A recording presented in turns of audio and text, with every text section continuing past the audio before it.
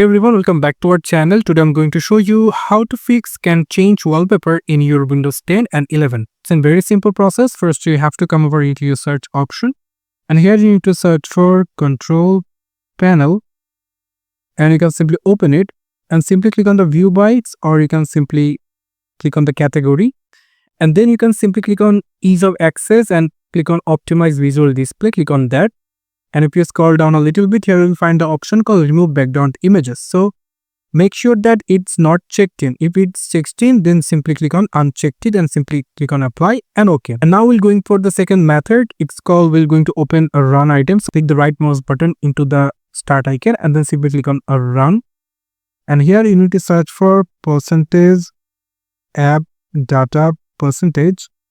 Click OK. And here you need to go for Microsoft.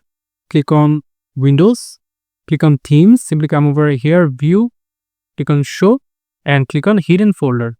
So here is the transcode wallpaper. So what you have to do is just simply click on to rename it and click on .old, click enter, and now you just need to simply click on restart your PC, and this problem will solve this. Thank you so much for watching this video. I hope to see you for another videos. Till then, goodbye.